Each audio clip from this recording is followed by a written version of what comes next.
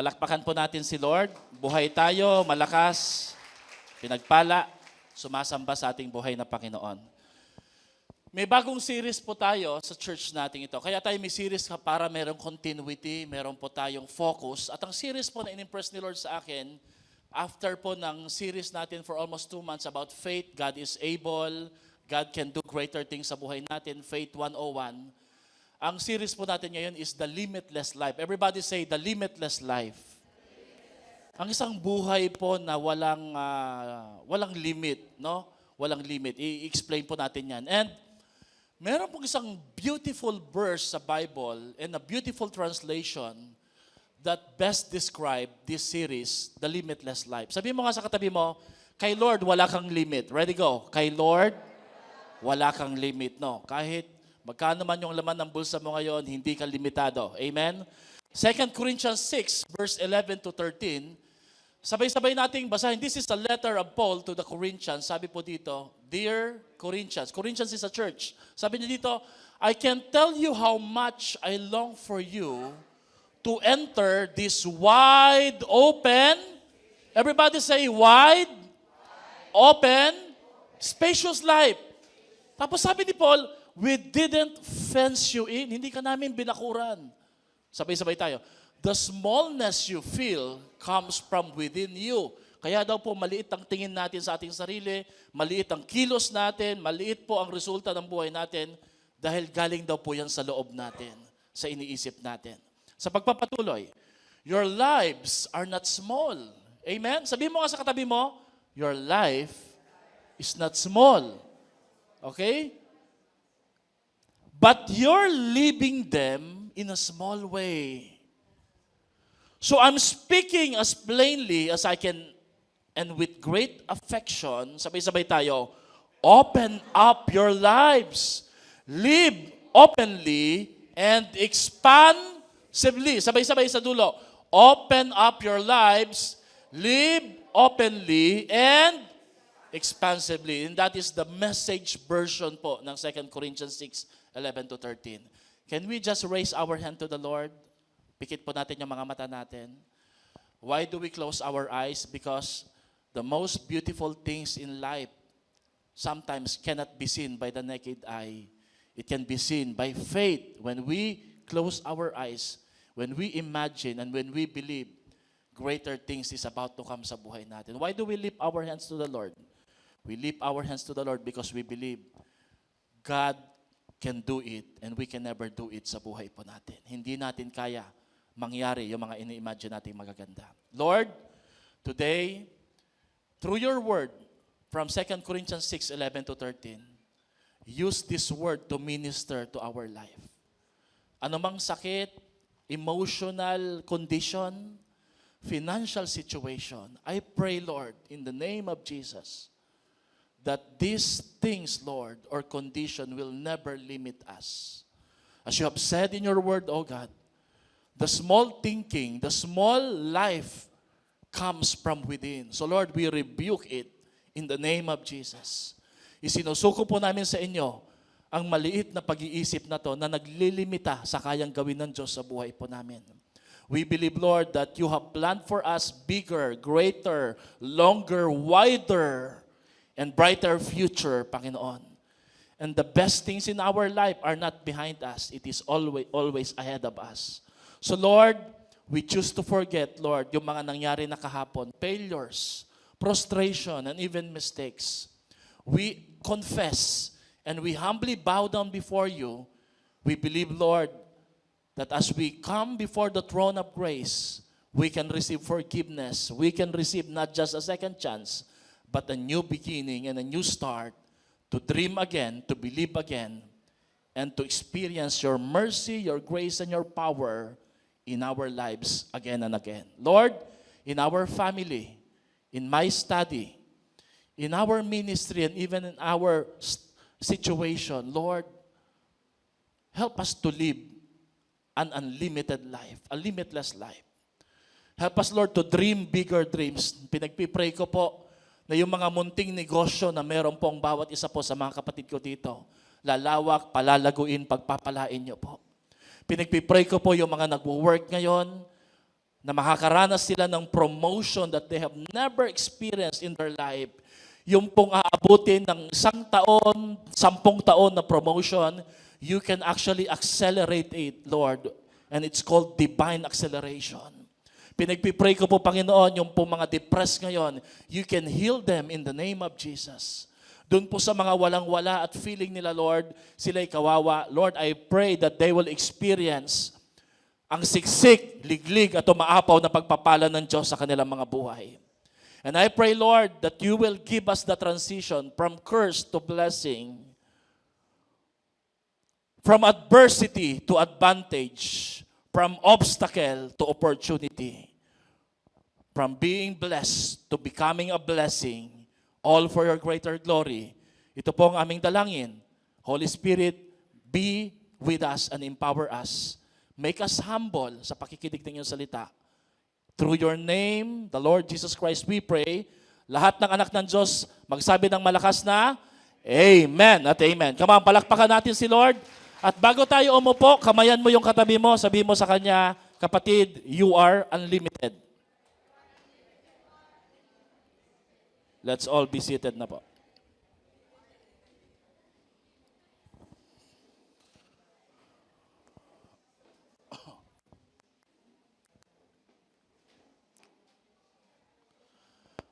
The Limitless Living Series is a great way to study sa sitwasyon na meron po tayo ngayon. Alam niyo kung bakit?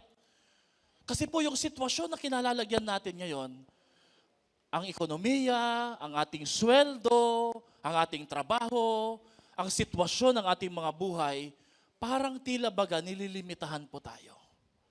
So I keep on praying kay Lord, Lord, please reveal. Sino dito naniniwala when you ask that God will talk to you, God will surely talk to you. At alam niyo po, ang sinabi ng Panginoon sa akin through His Word, of course, walang audible voice na nagsabing, ito dapat ang series eh. Through His Word, I keep on studying the Word of God. A Rhema word came to me, limitless. The limitless life. Everybody say, the limitless life. Ito po ay isang paalala that we must dare to believe God for greater things in our lives. Pero para mangyari ang greater things na to, we must also make necessary changes. Kumbaga, hindi natin lahat ipagkakatiwala sa Diyos, meron din tayong partisipasyon, meron tayong gagawin. Sino po dito, naalala mo dati yung sarili mo, nag-throwback yung Facebook memory mo, ganito itsura mo, tapos nung nakita mo, tawan-tawa ka. Sino ba to? Sabi ng kaibigan mo, ikaw yan bro. Baduy. Hindi pa ganun ka malakas ang dating. Pero looking back, pag tinignan mo yung sarili mo ngayon ba, sino dito naniniwala, nag-improve ka na pala? Because whether you like it or not, meron talagang progression na nangyayari.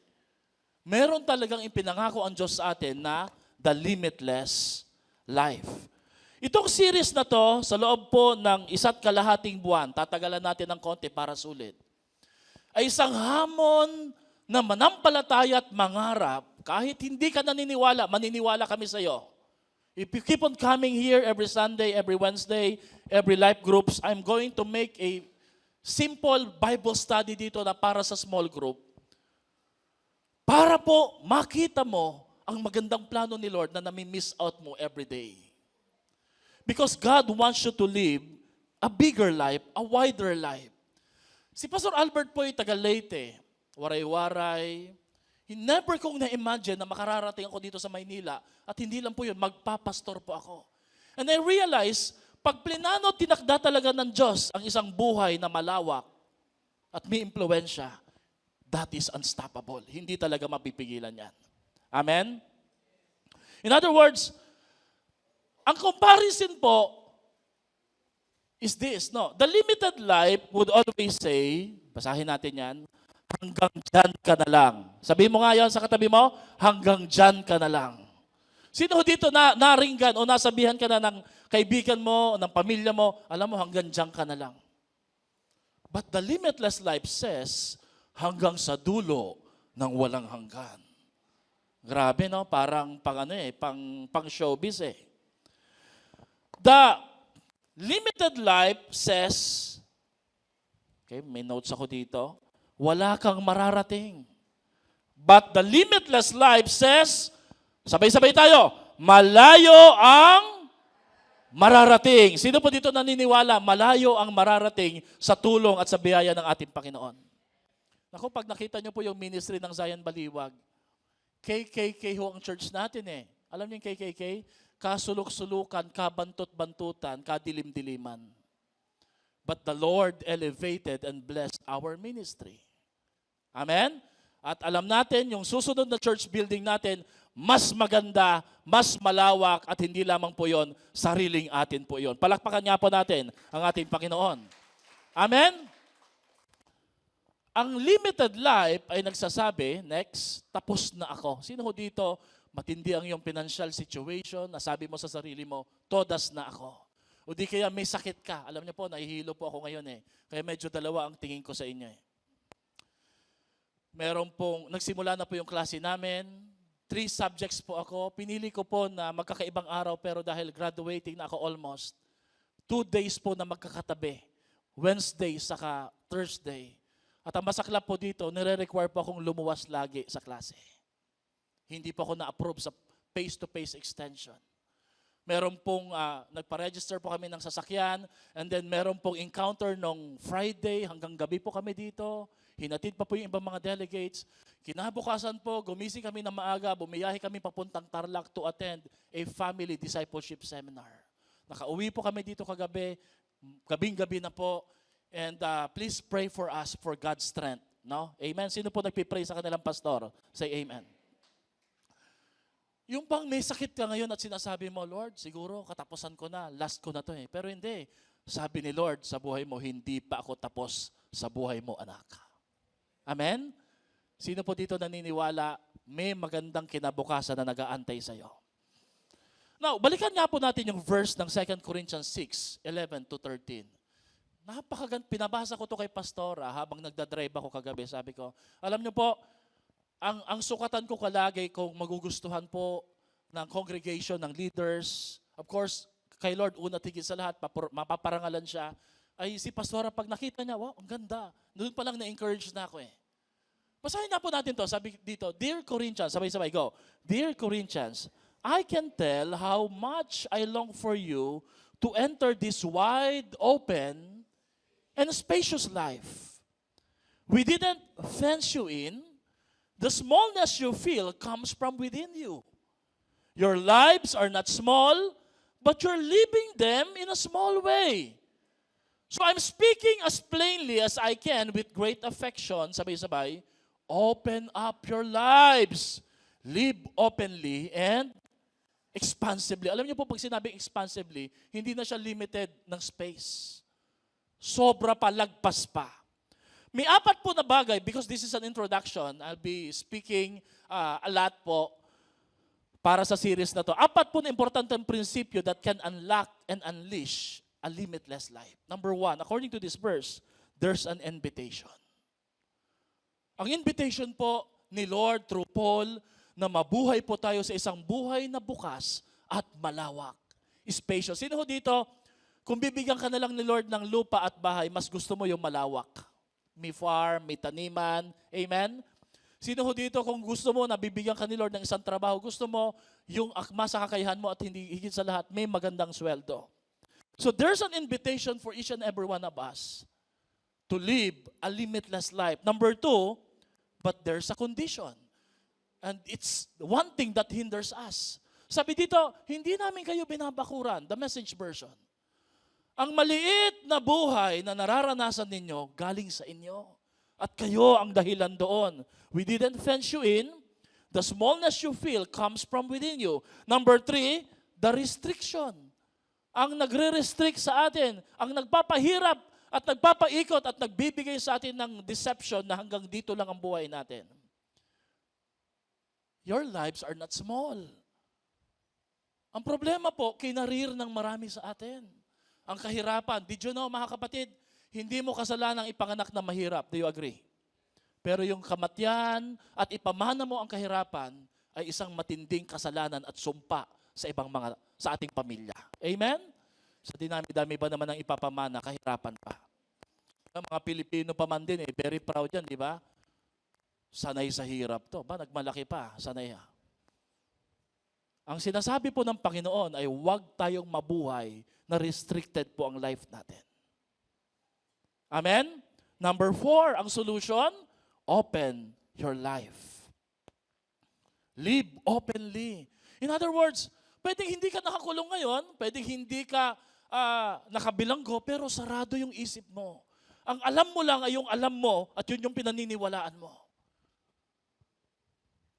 Hindi mo binabasa ang sulat at plano ng Diyos patungkol sa buhay mo. Sino po dito naniniwala sa Ephesians 3:20 principle at promise? Ano po ang sinasabi ng Ephesians 3:22?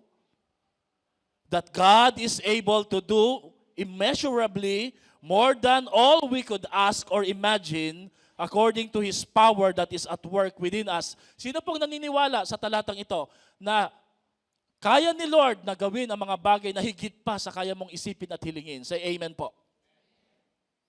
Do you believe God can do more in this church than He's ever done in our past? Naniniwala po ba kayo na yung nagawa natin as a church ay malalagpasan pa natin, madodoble pa at higit pa ang pwede nating magawa para sa kapurihan ng ating Panginoon? Say amen. Pero gawin natin personal. Kasi minsan po pag sa church, okay lang po, church naman yun eh. But let us make it personal. Do you believe God can do more in your life than He's ever done before? Kaya mo bang maniwala na yung kalagayan at sitwasyon na meron ka ngayon, may ibubuga pa yan, may ikagaganda pa yan, may ikauunlad pa yan, may ikauusad pa yan. Do you believe, mga kapatid? Para namang di kayo amen. Di ba? When we say amen, you're saying, I agree. Di ba? Do you believe?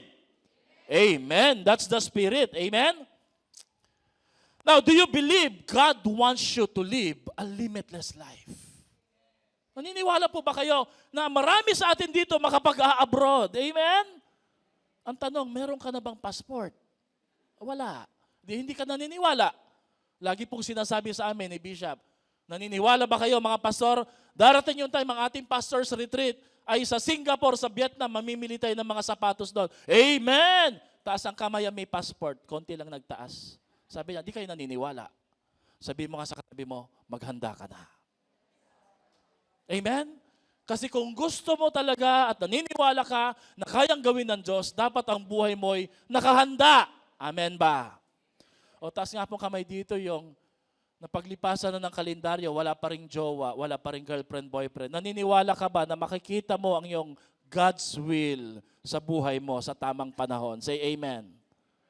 Para naman kukonti lang di ba? Abay, kung hindi ka naniniwala, bumili ka na ho ng panahian, magtahi ka na lang. Sa amin kasi sa Leyte, pag hindi na nag-aasawa, nananahi na lang. Hindi naman po masama ang pananahi, marangal na trabaho yan. Are you living a small, safe, and simple life? Alam niyo, sa sobrang liit ng buhay natin, iniisip natin, safe na yan. Bakit? Walang masyadong responsibility. Hindi tayo hinihingan ng Panginoon na mangarap ng malaki. Yun yung problema natin. Alam niyo, kaya ako nag-aral, hindi po para tumalino at magkaroon ng title Alam niyo kung bakit? 10 taon na akong kinakalawang. At ayoko po iyon. As your pastor, I need to be ahead of you every day so that you can be fed and encouraged spiritually. Hindi po pwede pong pantay-pantay lang po ang alam natin. If you're a leader, if you're a parent, always be ahead of your family or the people that follow you so that your life can inspire other people. Kaya po, tinanggap ko yung hamon kahit mahirap. At ito po, mas matinding hamon. Dapat po, non-thesis po yung track ko. Nag-usap kami mag-asawa, thesis track na rin. That is very challenging. But I believe God wants us to live a limitless life. Now, ang tanong ko dito, mga kapatid, Pastor, yun po bang small life, is it wrong? Mali po ba yung mabuhay na simple? Sagot. Mali po ba yung mabuhay na simple? Is it wrong or not? Hindi ito issue kung mali o tama. This is not an issue between evil ba to Ang issue dito, makatuwiran ba ito sa Diyos mo na unlimited? Hindi to issue kung gusto mo maging simple o hindi. Kapatid, kung ang Diyos mo ay matindi, maaati mo bang mabuhay na simple?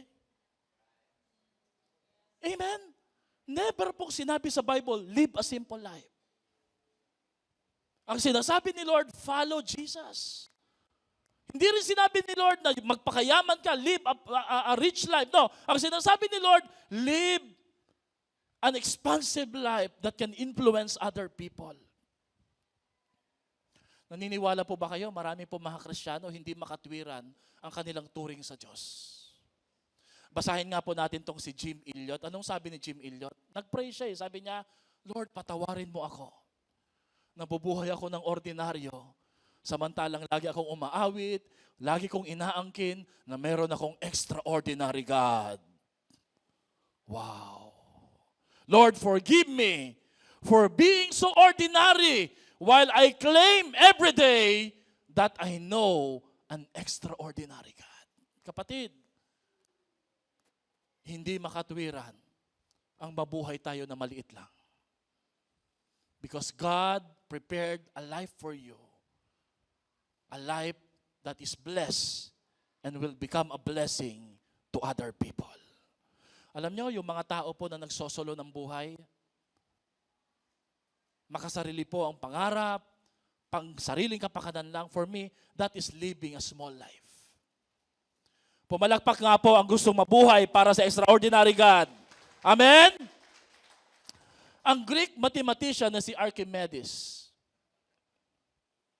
noong 287 to 2012 BC, ay minsan pong nagyabang at sinabi po niya, basahin po natin to sa mga magagaling po sa physics, sa philosophy, sabi niya, Lord, give me a fulcrum.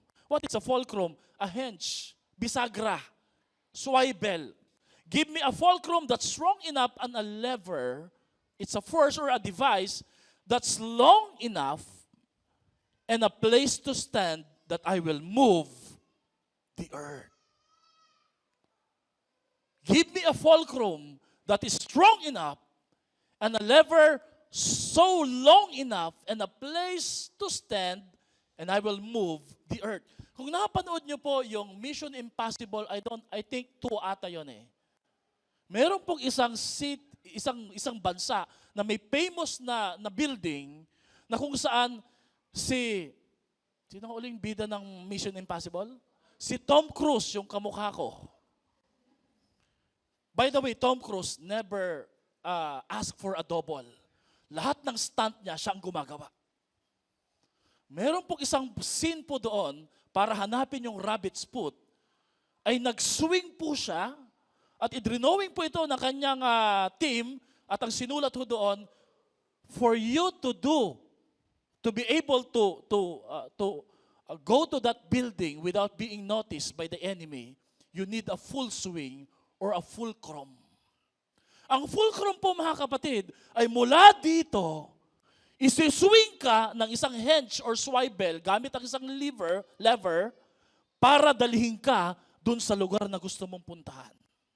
At yun po ang panalangin, yun po yung wish ni Archimedes. Alam niyo po, ang limitless principle sa statement na ito ni Archimedes is this: if you're going to trust God, you've got to understand that our fulcrum is the Word of God. Dahil ito ang pundasyon, ito ang magsaswivel sa buhay mo. And it's pretty strong. Everything in this universe hinge on the power and strength of God's Word. But a fulcrum without a lever is useless. Our lever is our faith. So hindi po sapat, narinig mo, nabasa mo, may Bible ka, pero without work, kung wala po yung pagkilos at paghakbang, walang pag-usad na mangyayari.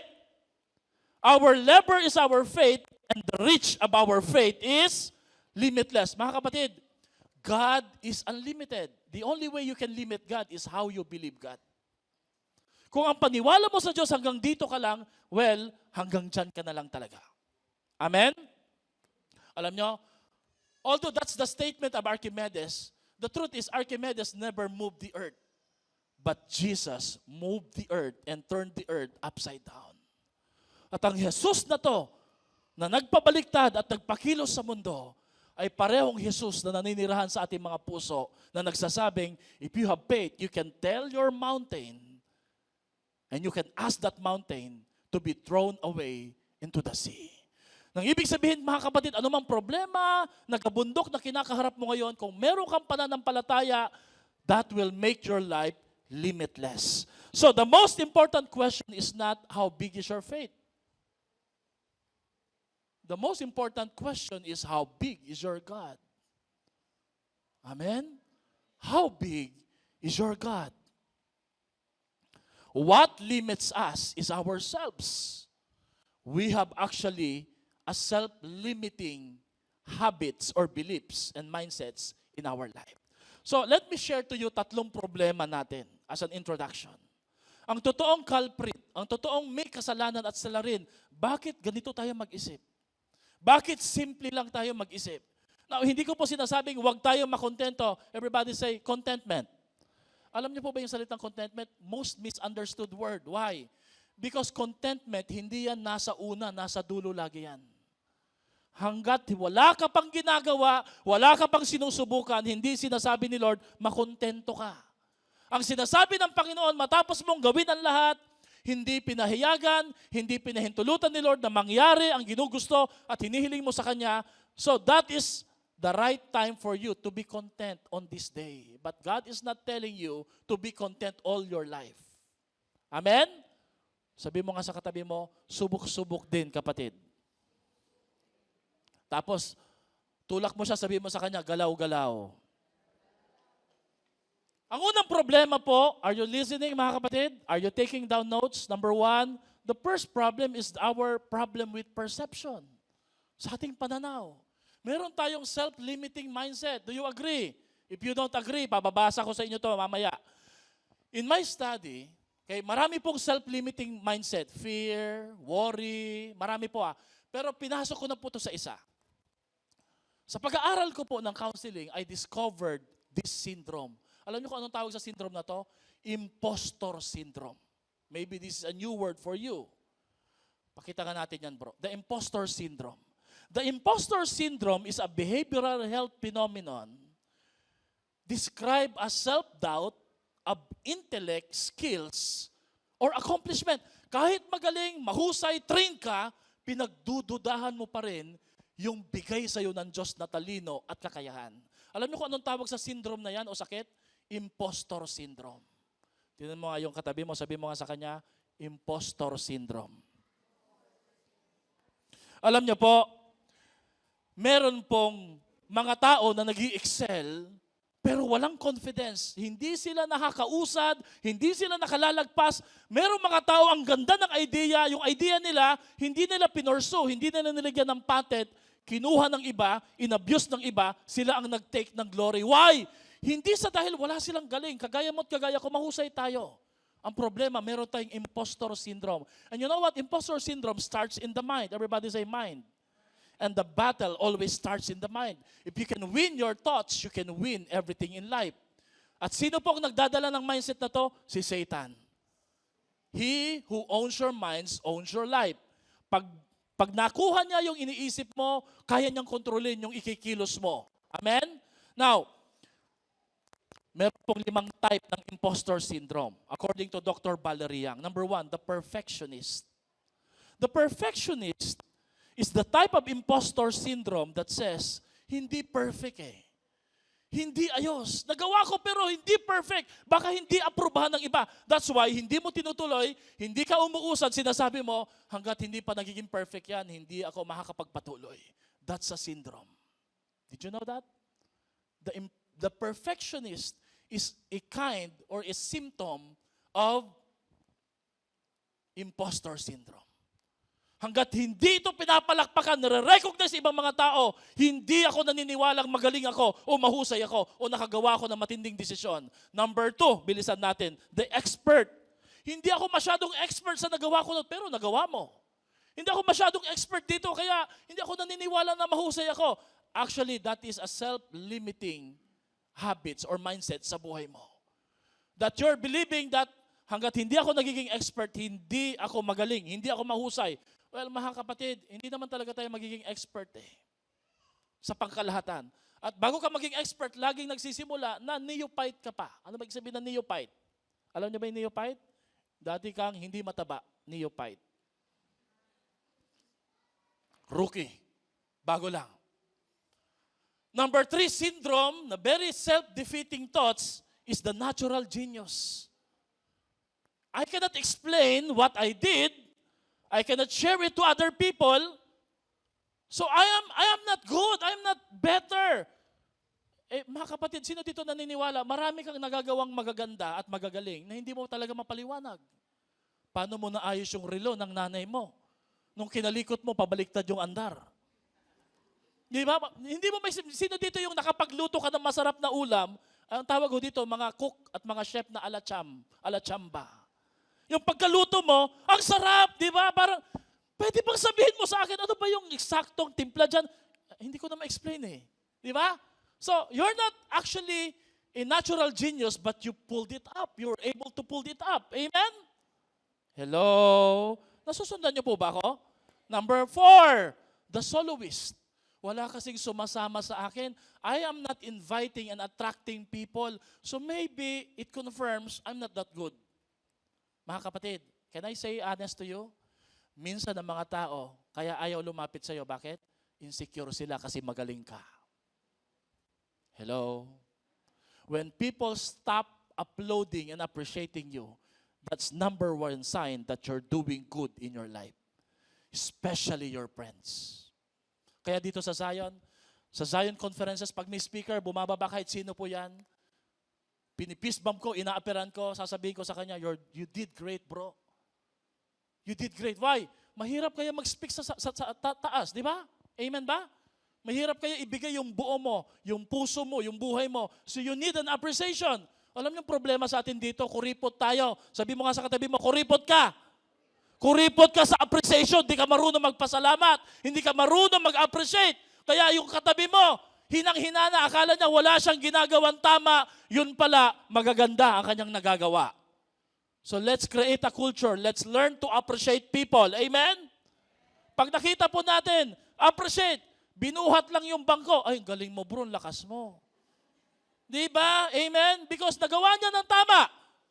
So kapatid, kung minsan po, pag nag-iisa ka, hindi ibig sabihin nun, hindi ka magaling, kawawa ka. Ang ibig lang sabihin nun, possibly, maraming mga tao insecure sa'yo. Hindi nila matanggap na gumagaling. Hindi nila matanggap na gumaganda ka na at gumagwapo ka. Napansin ko nito mga nakarang araw, konting sumasama sa akin. Joke lang po yon. Sabihin po, pag may mga taong umiiwas sa'yo minsan, nai-insecure sila, hindi nila matake yung success na ginagawa at binibuild ni Lord sa buhay mo. You start living a limitless life actually. But the imposter syndrome dragging you down and saying, hindi ka magaling. Because we always want recognition. Tama? Nag-post ka sa Facebook, walang nag-like. Hindi ibig sabihin po nun, hindi ka magaling. So don't look for your value sa social media. Amen ba? Amen? Number 5, the super person. The super person thinks, always says, no, alam mo kasi, ako po ay walang masyadong nagagawa. Konti lang ang nagagawa ko dito. Ano naman ngayon kung hindi mo nagagawa ang lahat? Ganun talaga. Because we're a body, others can do it, you can do it. Ang ibig sabihin po noon, kanya-kanyang talent po iyan. Amen ba? Ano po ang mga sign that you possess an imposter syndrome?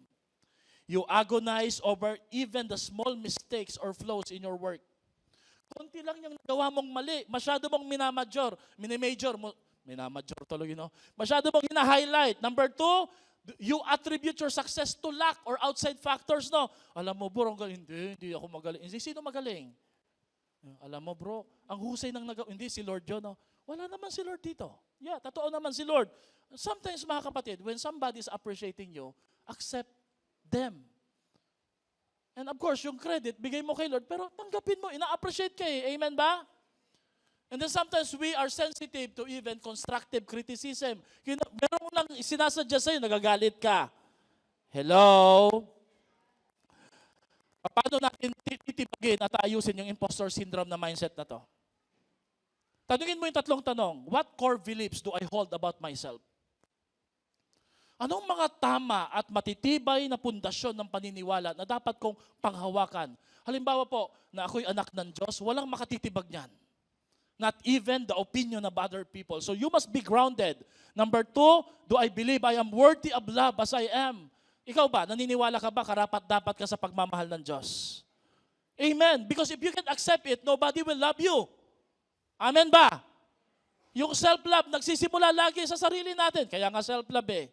And must I be perfect for others to approve them? Mga kapatid, when your perception tells something different than God's promises, always trust His promises over your perception. Lagi mo tatandaan yan.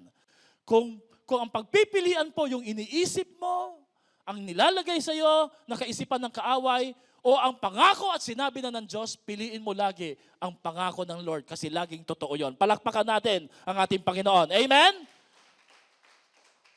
Live a limitless life. Number 2, ito medyo practical. Our procrastination. Naku po, sa totoo lang po sa atin, tinan mo nga yung katabi mo, marami sa atin dito magagaling. Tamad lang. Totoo po ba yon? Tamad. Meron tayong kasabihan, di bali ng tamad, di naman pagod. Yun yung problema natin. Dahil ayaw nating gawin. Yung iba, di ba, wag mong galingan, bagay ipagawa sa iyo lahat. Ayaw mo ba yon? Kasi pag pinapagawa sa iyo yung iba, ibig sabihin nun, naghahanap yung boss mo ng mga taong ipopromote. When you work the extra mile. Amen ba? Procrastination is a self-limiting behavior. The greatest amount of wasted time is the time not getting started. Sino dito, gusto mo magsimula, intro voice ka lagi. Alam niyo intro voice, yung titipa ka ng intro, ting tong tang tang ting. Palitan na naman natin, tung tung tang tang tang. Wala kang natatapos eh. Lagi ka nagsisimula eh. Pag hindi ka nagsimula, that you are wasting time. You may delay time, but time will not delay. Procrastination is the opportunity's assassin. Yan yung pumapatay sa opportunity. It's a thief of what could be happenings. May mangyayaring maganda. Kaya lang po, dahil tinamad ka, mga kapatid, meron pong 4 na assassin na pinalabas ang procrastination. Now, when we say procrastination, ito ho yung term na mamya na habit. Agree? Amen? May kakilala ho ba kayo? At it so happen, tayo po yon. Lagi tayong nagmamya na habit. Kaya tayo nagiging limited life lang, di ba? Number 1, ang unang assassin is the assassin called tomorrow. Bukas na. Sino ho dito? Lagi kang bukas. Alam nyo, kung merong isang bagay na totoo sa bukas, laging may bukas. Ang problema, dahil lagi kang papabukas, wala kang nagagawa kasi lagi kang pabukas. Amen? The second assassin is later. Mamaya na po. Sino dito mayroon kang anak? Lagi po sabi, mamaya na. Wait lang. Wait. Parang mga ibon na, wait. Wait lang. Yung later po, it will never happen. That's an assassin of your destiny. That's why we're living a limited life. Number 3, distraction. Distraction, nagkukunwari ho yan na coffee maker, that banana muffin na kailangan mong kainin. Alam nyo, ang kaibahan sa distraction, ito tomorrow later, hindi ka pa uupuin sa desk mo. Taas nga po kami yung mga nagtatrabaho dito. Hindi ka pa uupuin sa desk mo. Ang distraction, pauupuin ka, pero pag upo mo, lagi niya ipapaisip, come on, scroll that cellphone of yours. Check mo. Kapi ka muna. At habang nagkakapi ka, doon mo realize marami kang mga unfinished projects sa buhay. Sino po guilty dito? Say amen. Pang-4, self-doubt. Iniisip mo sa sarili mo, wala akong magagawa. Hindi ko kayang gawin yan. Si Robert, na hindi ko ma-pronounce yung kanyang apelyido, by one delay after another, they spin out their whole lives till there's no more future left of them. Sige kayo, kakadelay mo, darating yung panahon, mauubusan ka ng pagpapala, mauubusan ka ng kinabukasan na nakalaan dapat sa'yo. Kakapabukas mo, you will live a small life. And we don't want that to happen. Amen? Kaya always grab the opportunity. The best way to get something done is to begin doing it. Ang pinaka-the best para magawa, matapos ang isang bagay, ay gawin mo na ngayon. Amen? Pag may alam nyo, I hate requirements na matagal ang deadline. Why? it makes you lazy. It makes you procrastinate. Tama ba? Mas maganda po yung talagang meron na, eto na talaga. Amen ba? Time is what we want most, but also what we use worst. Totoo po ba yun? Kailangan natin ng oras. Lalo na pag malapit ang pasahan. Di ba, kikiusap ka, ma'am, pwede po ba? But you use it worst, kaya ka nakukulangan ng oras. Sabi mo nga sa katabi mo, guilty. Number 3, last, our petition and prayer. Self-limiting discipline. Nilagay ba yan dyan? Self-limiting discipline, self-limiting mindset, behavior, discipline. James 4:2-3. You desire but you do not have, so you kill. You covet what you cannot get, what you want, so you quarrel and fight. You do not have because you do not ask God. When you ask, you do not receive because you ask with wrong motives, that you may spend what you get on your pleasures. Alam niyo po, ang tawag ko dito, problem sa prayer. Pero basahin na lang po natin itong quote ng Problems in Prayer. Sabi dito, sometimes we don't pray, sometimes we don't pray in faith. Yan yung problema eh. We pray wrongly, we pray for the wrong reason, or we pray out of habit rather than conviction. Yan yung problema. May prayer na nga eh, para umunlad, umusad yung buhay mo. Ginagamit mo pa sa mali. Nilalagyan mo ng maling interpretation, kaya namamali. Wala akong nagiging resulta. Ano daw po ba dapat ang prayer para magkaroon tayo ng limitless life? Mother Teresa said, prayer enlarges the heart until it is capable of containing God and His gift of Himself in us. Ang prayer po ay yung pinalalawak mo ang puso mo at sinasabi mo, Lord, I will accommodate you in my life. Come into my heart, Lord. You are welcome. At alam mo po, pag nakita ni Lord ang paghahari trono niya sa puso mo, diyan siya gagawa ng himala sa buhay mo. Amen? Prayer is not controlling God. Hindi mo kinokontrol, minamanipula ang Diyos. Do not make prayer a monologue, make it a conversation. The value of a persistent prayer is not that God will hear us, but that we will hear God. Ang problema sa prayer tingin natin sa prayer parang genie, ATM. Pag may kailangan lang tayo, kaya po namamaliit, lumiliit yung buhay natin, pray tayo ng pray, mali po ang paraan ng pagpipray po natin. Akala natin, para marinig tayo ng Diyos, pag hindi tayo naririnig, nagagalit tayo. Yun pala ang gusto ni Lord, marinig natin siya. Para makausap tayo ng ating Panginoon. Sino po dito naniniwala, our nation and even the whole world were changed by a great speech. Martin Luther, Abraham Lincoln. Naniniwala po ba kayo sa power of words? Words have power. Imagine what prayer can do. Imagine a right prayer kung anong kayang gawin po neto. Amen?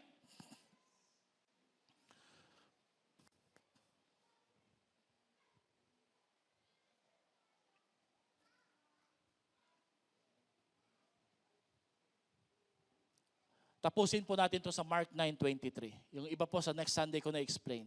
Jesus said to them, what do you mean? If you're able to believe, all things are possible to the believer. Everybody say, if you believe, all things are possible. Isa pa, if you believe, all things are possible. Mga kapatid, isang bagay po ang na-realize ko. Nobody can make you a winner. Not even your coach, not even your pastor, unless you believe in yourself that you are a winner.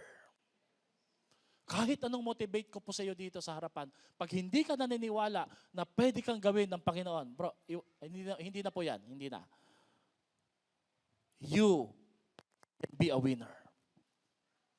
Kailangan mo maniwala. Sabi mo sa katabi mo, maniwala ka. Because victory starts with self-discovery. Pag hindi mo na-discover, hindi ka maniniwala. Si A.W. Tozer said, Satan's greatest weapon is man's ignorance of God's word. Pag wala kang masyadong alam sa sinasabi ng Diyos patungkol sa iyo, limited ang buhay mo. Hanggang diyan ka na lang. Doon mo lang malaman-laman, meron ka palang pension dapat buwan-buwan. Meron ka palang i-withdraw na malaking pagpapala sa langit. Kaya lang, hindi mo inalam. Ang tawag ho doon, indolence. Katamaran. Mga kapatid, everybody say, it's never too late. Tingnan niyo po yung picture na to. Ang naka-imbento po ng WhatsApp is 35 years old. Si Asa Candler started Coca-Cola at the age of 41. Grabe, no? Ito matindi. Si Gordon started Starbucks at the age of 51. Sino dito 51? Kaya mo pang mag-start, di ba? Si Sam Walton started Walmart at age 44. Si Ferdinand started Porsche, yung sports car po, at the age of 56. Sino po ba to? Si Colonel started KFC at the age 62. Come on, mga kapatid, ang challenge po ni Lord sa atin ngayong umaga na to, do not live a limited life. Be limitless. Amen? Sino dito ngayong umaga na to, ini-steer, pinakukulo ni Lord yung pangarap mo, sabi ni Lord, anak, ituloy mo yung small business na yan. Papatok yan in Jesus' name. Amen? Mag-apply ka, matatanggap ka. Amen? Palakpakan nga po natin si Lord sa buhay mo. Alam nyo, sobra natin kasing nakahawak sa nakaraan. Alam nyo ang nakaraan? Sabihin nyo nga po, nakaraan. Past, ano kung anong tawag ko dito? Mga ex natin. Kaya alam nyo, when your past calls to you, don't answer. It has nothing new to say. Pag tumawag yung ex mo, wag mo nang sagutin. Bakit? Walang bagong sasabihin yan. Yun pa rin yung dati, panunumbat. Amen? Tingnan nyo po ito, nung nag-move on po yung babae na to. This is a challenge, ha? Babaeng nag-move on sa Siargao, nakabingwit ng apam. Grabe, no? Ang pangit ng illustration, no? Na-inspire lang po ako. Sabi ko, Pert, pakilagyan po ng yan, kasi nagkikiss sila eh. Huwag mong isipin na hanggang dyan ka na lang. Yung kabiguan mo kahapon, tapos na buhay mo. Pumunta ka Siargao, makakahanap ka. Hindi, joke lang. Ang sinasabi ko, kapatid, pagkikilos-kilos ka, alam yung gusto ni Lord na i-bless yung kumikilos. Yung may pag-asa, yung ngumingiti. Tingnan mo katabi mo. Sige nga po, ngiti nga po tayo. Yung po bang pag ngumiti tayo, sinasabi natin, Lord, I know, may magagawa ka sa buhay ko. Amen po ba doon? Palakpakan natin ang ating Panginoon. Sabihin mo nga sa katabi mo, makabingwit ka nawa ng pagpapala. Pero kailangan mo mag-move on. Amen? Kailangan mo mag-move on. No matter what you are facing right now, giving up is not the answer. Giving it to the Lord is the right answer. Sabihin mo nga sa katabi mo, huwag kang mag-give up, sis. Huwag kang mag-give up. It's not the first option for today. May magagawa ang Diyos sa buhay natin. Pastor, talo na po ako eh. Sino dito, mukha mo parang talo ka eh. A man is never defeated. You are defeated when you quit. Amen? Kaya para sa akin, bawat isa sa inyo dito, may pag-unlad at pagpapala na magagawa at magiging pagpapala din siya sa gawain ng ating Panginoon. Amen? Kaya yung katabi mo, dapat ang tawag mo dyan ay Don at Donya. Sige nga po, sabihin mo nga sa kanya, Donya Nanette, yan, Donya Jen, di ba? Donya Melda, di po ba? Bakit? Kasi po ang Diyos hindi limitado. Amen? Amen po ba doon? Let's all stand for a declaration. What is a declaration that we need to say today? Taas po natin yung kamay natin. Sino po dito handang sumama sa buong linggo na to, buong buwan na to, para pag-aralan at mabuhay sa limitless life? Say amen po. Alam nyo, gagawin po natin, pupunta po tayo sa isang church, bibisita po tayo, titingnan po natin kung anong ginawa ni Lord sa church nila. Pangalawa, bibisitahin natin yung lupa natin. Magbabayanihan po tayo, tumubo na po yung mga damo, atin po itong lilinisin. And then may dadalawin po tayo ng mga tao, kakausapin natin sila. We will hear their testimonies, paano nila na-overcome yung limitations, and they live a life of limitless. Let's raise our hands kay Lord. Sabay-sabay tayo. I speak and declare that because of God, pwede bang lakasan natin? I speak and declare that because of God, I am someone who is going somewhere and I will do something extraordinary. In Jesus' name, amen. Palakpakan natin si Lord. Amen. Minsan pa natin basahin yung ating theme verse ng ating tema. Dear Baliwag. Palitan natin to. Dear ZCF Baliwag. Ready, go. Dear ZCF Baliwag, I can tell you how much I long for you to enter this wide open, spacious life. We didn't fence you in. The smallness you feel comes from within you. Next slide. Your lives are not small, but you're living them in a small way. I'm speaking as plainly as I can, and with great affection, open your lives, live openly and expansively. Ang prayer ko po ngayong umaga sa lahat ng mga taga-Zion Baliwag at sa lahat ng guests, we will live bigger, greater, wider, stronger for the glory of God. Let's close our eyes. Taas nga pong kamay ng mga naniniwala, hindi patapos ang buhay mo dahil hindi patapos ang Diyos sa buhay mo. Taas ang kamay nagsasabing malayong mararating mo, hindi yung wala kang mararating. Believe in the Lord Jesus Christ. You need to trust in the Lord. Sabihin mo nga, Lord, nagtitiwala ako sa iyo. Sabayan niyo po ako, Lord, ikaw lang ang pinananaligan ko. Ikaw lang ang makagagawa ng lahat ng mga ito.